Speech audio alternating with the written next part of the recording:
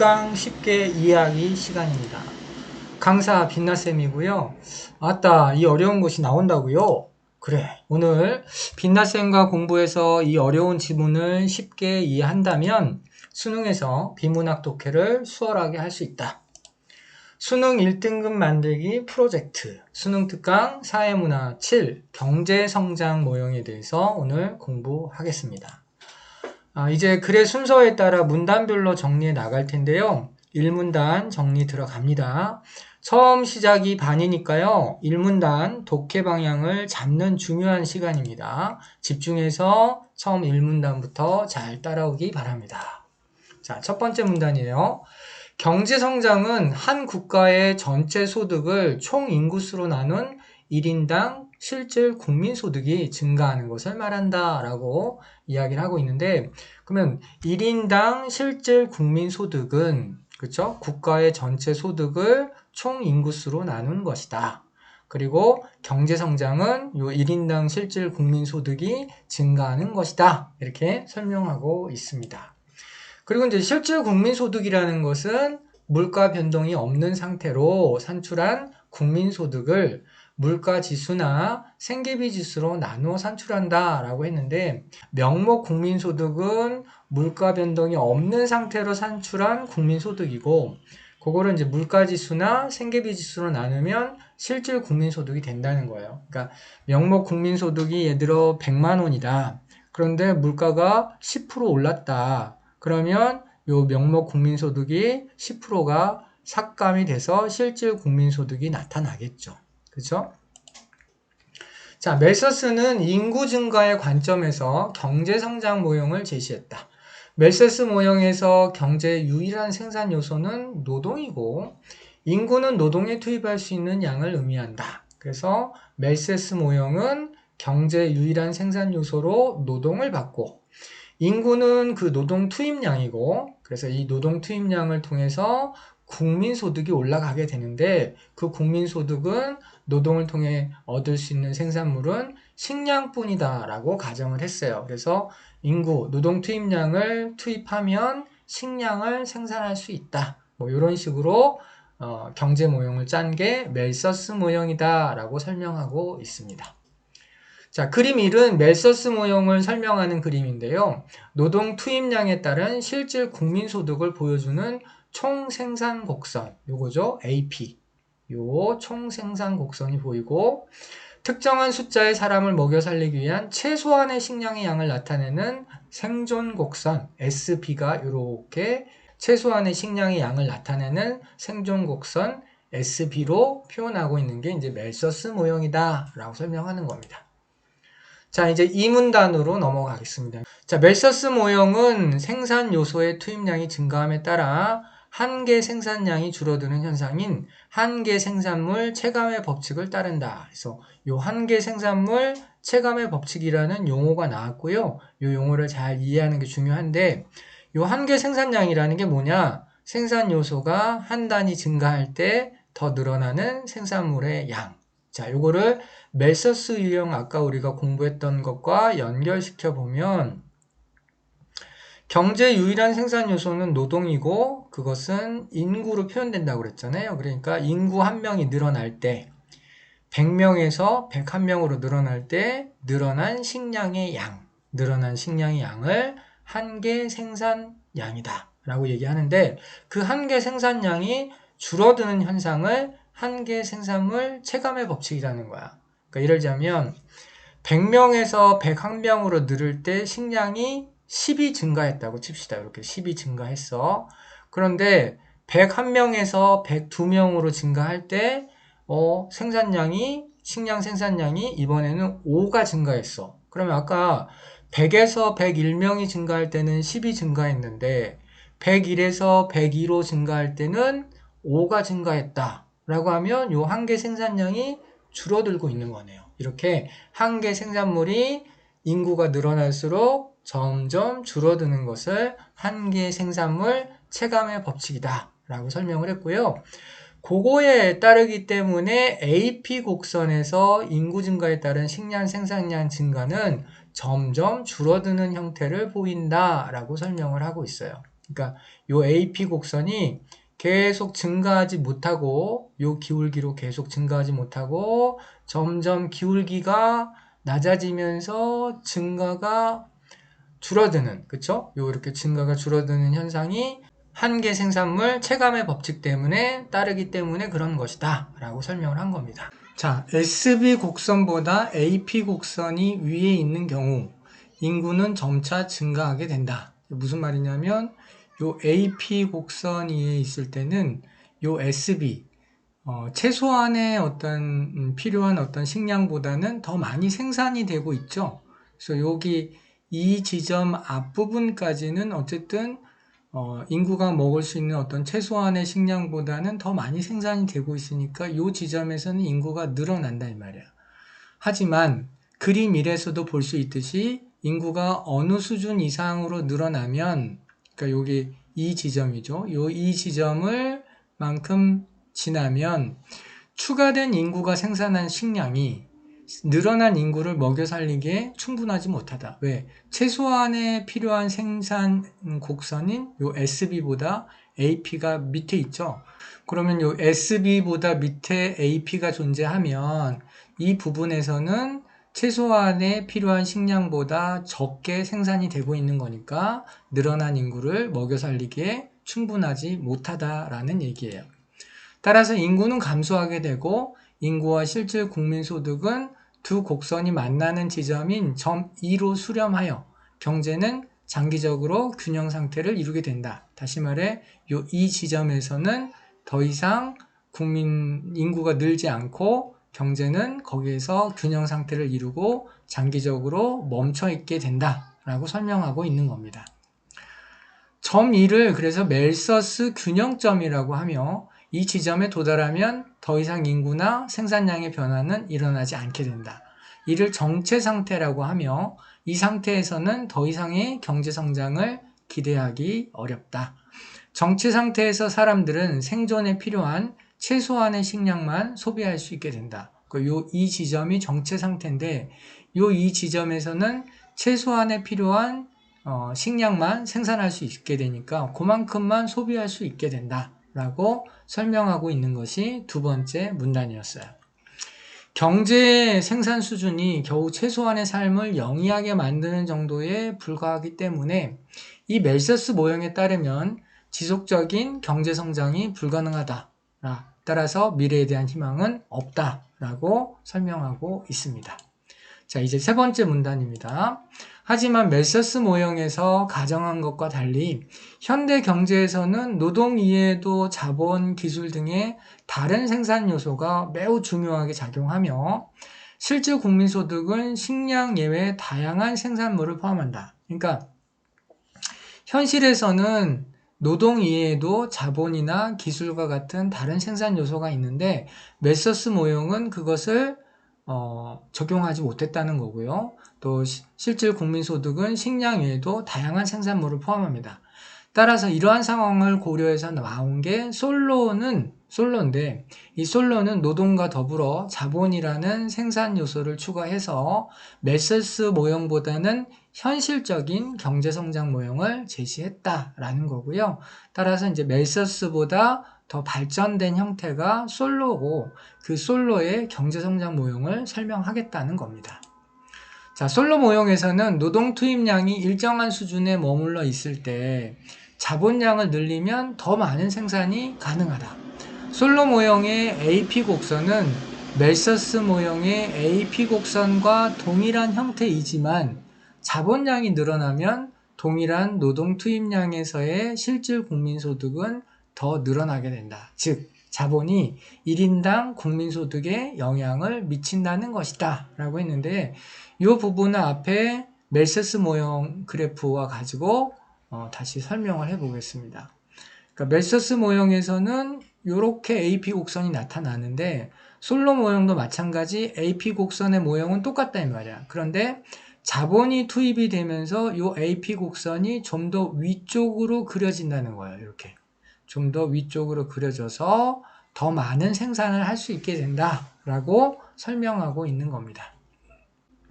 자, 그 다음에 이제 네 번째 문단. 솔로 모형에서 자본량은 생산량을 결정하는 주요 요소이며 자본량의 변화는 경제성장으로 이어질 수 있다. 하지만 솔로 모형에서도 어느 수준까지의 경제성장은 가능하지만 끝없이 성장하는 것은 불가능하다. 자, 그 이유는 다음에 나오는데요.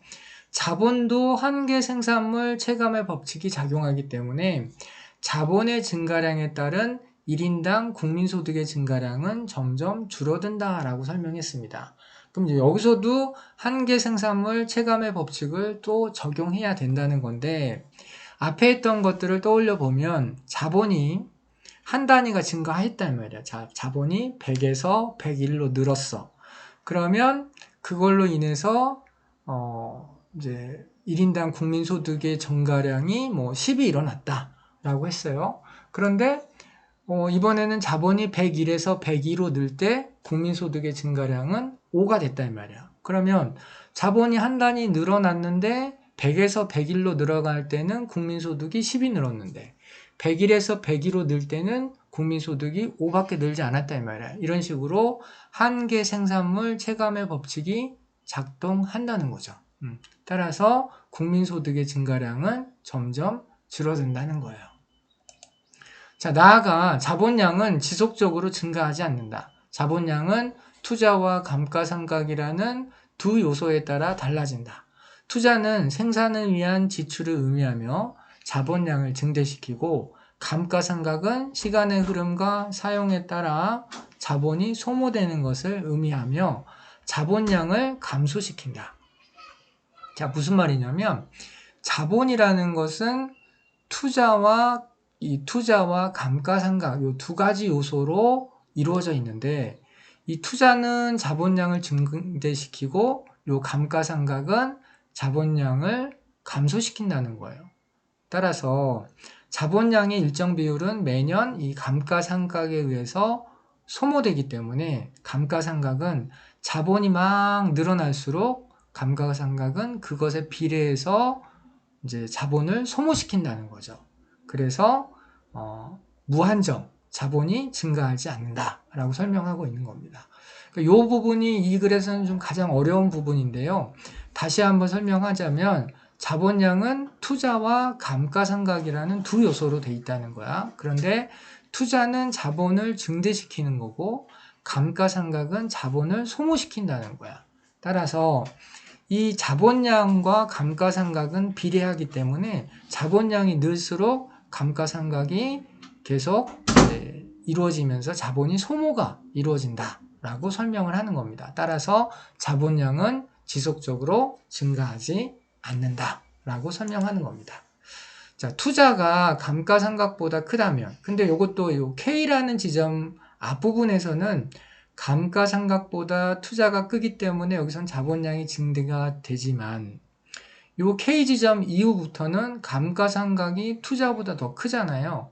따라서 여기도 자본이 오히려 이제 감소하게 되는 현상이 나타나는 거죠. 요 경우는 앞에서 우리가 살펴봤던 거랑 똑같죠? SB 곡선보다 AP가 줄어들면 여기 SB보다 AP가 높을 때는 인구가 증가하지만 요 SB보다 AP가 낮을 때는 인구가 감소했던 것과 똑같은 원리죠. 똑같은 원리로 여기 투자가 감가상각보다 클 때는 자본량이 증가하지만 이 투자가 감가상각보다 작을 때는 자본이 감소한다. 그래서 자본량이 지속적으로 증가할 수 없다라고 설명하고 있습니다. 감가상각은 시간의 흐름과 사용에 따라 자본이 소모되는 것을 의미하며 자본량을 감소시킨다. 자본량은 일정 비율은 매년 소모되기 때문에 감가상각은 자본량에 비례한다. 자본이 늘수록 감가상각은 계속 감가상각에 의해서 자본이 계속 소모된다라고 지금 설명한 겁니다. 자, 투자가 감가상각보다 크다면 이듬해 투자할 수 있는 여유가 있고 자본량은 증가하지만 반대로 투자가 감가상각보다 작다면 자본량은 감소합니다. 자, 그림 2에서 자본량이 투자와 감가상각이 만나는 지점인 K에 이르게 되면 자본량은 변화하지 않게 됩니다. 자, 이렇게 자본이 어느 수준에 이르면 1인당 실질 국민소득이 더 이상 커지지 않는 균제 상태에 머물게 된다. 아까 한계 생산물 체감 법칙 때문에 더 이상 요 AP가 늘지 않으면 정체 상태에 빠지게 되잖아요. 더 이상 인구가 증가하지 않는 상태에 빠지는 것처럼 마찬가지 투자와 감가상각이 일치하게 되면 더 이상 자본량이 증대되지 않는 균제 상태, 균제 상태에 이르게 된다 라고 지금 설명하고 있습니다. 하지만 균제 상태에서는 생존에 필요한 최소한의 소비만 가능한 정체 상태보다는 더 높은 생활 수준을 누릴 수 있다 라고 했는데, 자, 왜 그러냐면 균제 상태에서는 어쨌든 자본이 더 이상 증가하지 않는 거지 자본이 투입되고 있는 건 맞는 거죠. 그래서 아까 맨 처음에 얘기했던 것처럼, 자, 원래 멜서스 유형에다가 자본이 투입이 되면 요 AP보다는 더 높은 형태의 AP 곡선이 만들어진다 그랬잖아요. 그러면 여기보다 더 높은 AP 곡선이 만들어지면서 요 점 2보다는 높은 상태의 국민소득이 이루어지는 거죠. 따라서 SB, 최소한의 생존 상태보다는 더 높은 상태에 이르게 되는 거죠. 하지만 더 이상 여기서 균제 상태에 도달하면 더 이상 자본량은 증가하지 않기 때문에 여기에 정체가 되겠죠. 그렇죠? 아까 멜서스 모형에서는 이 지점에서 정체가 된다면 솔로 모형에서는 자본에 의해서 자본량이 증가되고 더 이상 자본이 증가될 수 없는 그 균제 상태, 이 균제 상태에서 이제 정체가 되는 현상이 나타나게 되는 거죠. 자, 이제 오문단으로 넘어가겠습니다. 한편 자본량만으로 균제 상태 이후 발생하는 경제 성장을 설명할 수 없기 때문에 솔로 모형에서는 균제 상태에서 기술 진보가 경제 성장에 미치는 영향을 포함시키기도 한다. 자, 무슨 말이냐면 자본만으로는 지속적인 경제 성장을 설명할 수 없으니까 거기에다가 기술 진보가 경제 성장에 미치는 영향을 포함시키기도 한다라는 얘기입니다. 자, 기술이 진보하면 노동의 효율성이 증가하고 노동자 1인당 생산량이 늘어나게 된다라고 했는데 무슨 말이냐면 사람이 이제 기술이 진보해서 뭐 로봇이나 기계를 사용하게 되면 아무래도 노동의 효율성, 다시 말해 노동자 1인당 생산할 수 있는 양이 늘어나겠죠. 왜? 기계나 로봇을 사용하니까. 즉 균제 상태에서 1인당 실질 국민소득이 증가하게 되는 거예요. 자, 생산량이 증가하면 실질 국민소득이 증가하게 된다라는 것은 이제 일종의 하나의 경제 법칙이거든요. 1인당 생산량이 늘어나면 실질 국민소득이 증가한다라는 건 여러분들이 좀 기본적으로 알고 있어야 되는 내용입니다. 자, 이렇게 기술 진보가 나타난 이후에 투자 및 감가상각의 변화가 생기지만, 왜냐하면 기술 진보가 일어나면 노동 생산량이 늘어나고, 그리고 노동 생산량이 늘어나면 실질 소득이 늘어난다고 했잖아요. 그러면 자본량이 늘어난 거기 때문에 투자와 감가상각의 변화가 일어나게 되는 겁니다. 결과적으로 새로운 지점에서 만나 다시 균제 상태에 이르게 된다라고 했는데요. 근데 이 자본은 무한정 늘어날 수 없으니까 또 자본이 증가했지만 균제 상태에 이르게 되는 거죠. 자, 요거를 이제 종합해서 설명을 해보면 그래프를 가지고 멜서스 유형에서 나왔던 그래프를 가지고 설명하면 자, 자본이 투여되니까 기존의 AP보다는 더 높은 AP가 만들어졌어요. 그래서 그러나 요 자본이 더 이상 증가하지 않으니까 여기가 균제 상태에 머물러 있었죠. 그런데 또 여기서 기술이 진보하니까 기술 진보로 인해서 노동 생산성이 높아졌고 그래서 실질 국민소득이 늘어나니까 자본량이 증가했죠. 그러면 자본량이 증가하니까 그러나 이제 이 자본량이 무한정 증가하지는 않을 테니까 한계 생산 체감의 법칙 때문에 무한정 증가하지는 않기 때문에 요 두 번째 AP 곡선보다는 더 높은 AP 곡선이 또 만들어진다는 거예요. 자, 이게 기술 진보로 인해서 일어나는 경제 성장의 모습입니다. 그러면 이렇게 기술 진보가 나타난 이후에는 투자 및 감가상각의 변화가 생기지만 결과적으로 새로운 지점에서 만나 다시 균제 상태에 이르게 된다고 했고요. 하지만 이후 지속적인 기술 진보가 나타나면 앞의 과정이 반복되고 이는 경제 성장으로 인해 사람들의 생활 수준이 지속적으로 향상되는 상황을 설명할 수 있는 근거가 됩니다. 그러니까 기존의 AP 곡선에 자본이 투여되면 더 높은 AP 곡선이 만들어지고, 기술이 진보되면 그보다 더 높은 AP 곡선이 만들어지고, 또 기술이 진보되면 더 높은 AP 곡선이 만들어지면서 지속적인 경제 성장이 일어나는 상황을 설명할 수 있게 된다라고 설명하고 있는 거고요. 어쨌든 이 솔로 모형은 경제 성장이 지속적으로 일어나는 것을 멜서스 모형과 달리 설명할 수 있다. 그것은 자본과 기술이 결합해서 일어나는 경제 성장을 설명하고 있기 때문이다 라고 이야기하고 있는 겁니다. 자, 그러면 지금까지 내용을 이해했다면 문제를 한번 풀어보겠습니다. 첫 번째 문제는 윗글에 대한 설명으로 가장 적절한 것은 그랬는데, 논지전개 방식을 묻고 있는 거예요. 글이 어떻게 전개됐는지를 묻고 있는 건데, 두 학자의 상반된 견해를 절충했나요? 그런 이야기는 없었죠. 그런 식으로 이야기가 전개되진 않았고, 2번 경제성장을 보여주는 두 가지 모형을 제시하고 각 경제성장 모형의 원리를 설명했죠. 정답은 2번이네요. 3번 특정 시기에 나타난 경제성장의 사례 보여준 적 없고, 경제성장 모형이 만들어진 이유 이것도 설명하지 않았고, 경제성장 모형의 공통점과 차이점을 설명했다 그런 거 하지 않았습니다. 그렇죠? 정답은 2번이고요. 그 다음에 기억, 니은에 대한 설명으로 적절하지 않은 것, 그래서 멜서스 모형과 솔로 모형을 비교할 수 있느냐라고 묻고 있는 건데, 1번 기억은 어떤 사회의 실질 국민소득은 식량 생산에 의해서만, 그렇죠, 멜서스 모형은 식량 생산에 의해서만 국민소득이 일어난다 라고 설명했고, 그건 현실에 맞지 않다고 그랬어요. 니은은 노동력 이외에 자본량 등 실질 국민소득에 중요한 영향, 그렇죠, 자본량이 실질 국민소득에 중요한 영향을 미친다고 설명했고, 3번 기억은 니은과 달리 AP 곡선의 모양이 한계 생산물 체감의 법칙을 따라 형성된다.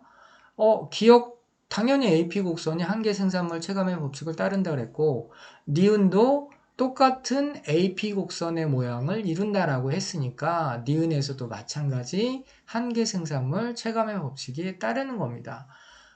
자본량도 한계 생산물 체감의 법칙을 따른다고 했으니까 3번이 틀린 선지가 되겠네요.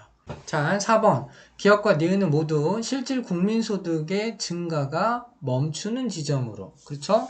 기억도 더 이상 그러니까 한계 생산물 체감 법칙 때문에 국민소득이 무한정 늘어날 수 없다라고 얘기했고, 거기가 정체 상태라고 얘기했고, 니은도 마찬가지 자본량이 한계 생산물 체감 법칙 때문에 무한정 늘어날 수 없고 균제 상태에 이르게 된다라고 했으니까 맞는 얘기. 그 다음 5번 니은은 기억과 달리 1인당 실질 국민소득에 영향을 미치는 추가적인 요소를 통해, 그렇죠, 자본량이라든가 기술의 진보 같은 그런 추가적인 요소를 통해서 지속적인 경제성장이 가능하다고 설명했죠. 자, 그 다음에 윗글을 바탕으로 보기를 이해해라. 다음은 솔로 모형에 따라 어떤 나라의 경제성장 그래프를 나타낸 것이다. 이 나라의 총생산 그래프는 1994년에 A 상태였어. 그런데 자본량이 늘어나면 이게 더 커진다 그랬죠? 그렇지? 그래서 A 다시 30년이 지난 후에는 A 다시의 모습을 보여주고 있다 라고 설명하고 있네요. 자, 이 나라의 생활 수준은 1994년보다 2024년에 더 향상되었다고 볼 수 있겠죠. 2024년에는 1994년보다 더 적은 노동력을 투입하더라도 동일한 생산량을 달성하는 것이 가능하겠죠. 왜냐하면 자본량이 더 늘어서 더 많은 생산을 할 수 있게 된 거죠. A가 A-로 이동한 것은 2024년이 되면서 1994년에 비해 투자할 수 있는 자본량이 늘었기 때문이죠. 2024년 이후 투자가 고정된 상태로 감가상각이 감가상각이 커진다는 얘기는 자본이 소모된다는 얘기죠. 그러면 자본량이 증가해야 돼요? 감소해야 돼요? 감소해야 되는데 감가상각이 더 커진다면 자본량이 증가했다라고 했으니까 이게 틀린 내용이네요. 그렇죠? 그 다음에 5번 2024년에 이르러서 자본량의 변화가 더 이상 일어나지 않는다면, 그러면 이 나라의 투자와 감가상각은 일치하는 상태, 다시 말해 균제 상태라고 말할 수 있겠죠. 마지막 문제인데요. A의 이유를 추론한 내용으로 가장 적절한 것 그랬는데, 자, A는 문맥 속에서 파악을 해야 됩니다. 문맥적 이해를 묻고 있는 문제니까 앞뒤 문맥을 통해서 파악해야 되는데, 자, 기술이 진보하면 노동의 효율성이 증가하고 노동자 1인당 생산량이 늘어난다. 따라서 균제 상태에서 1인당 실질 국민소득이 증가하게 된다라고 얘기했죠. 그러니까 기술이 진보하면 노동의 효율성이 증가하고 1인당 실질 국민소득이 증가한다라고 얘기를 하고 있었습니다. 자, 1번 기술의 진보로 인해 자본량이 증가하기 때문이다. 얼핏 보면 이 말이 맞는 것 같긴 한데 이게 이제 순서가 틀린 거거든요. 순서가 어떻게 틀린 거냐면 자, 여기 보면 기술이 진보하면 노동의 효율성이 증가하고 노동자 1인당 생산량이 늘어나죠.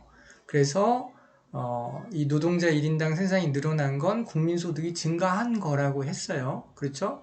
그 이후에 그 다음에 이렇게 기술 진보가 나타난 이후에는 투자 및 감가상각의 변화가 생긴다라고 했어요. 다시 말해 국민소득이 기술 진보로 인해서 1인당 생산량이 늘고 국민소득이 증가한 이후에 투자 및 감가상각의 변화가 생기고 그러면 새로운 지점에서 다시 균제 상태에 이르게 된다라고 얘기한 거니까 기술 진보로 인해 자본량이 증가하기 때문이 아니라 국민소득이 증가해서 자본량이 증가하는 거예요. 그러니까 국민소득이 증가한 이후에 자본량이 증가한다 라고 해야 되는 거고 이게 순서가 틀린 겁니다. 3번도 마찬가지인데요.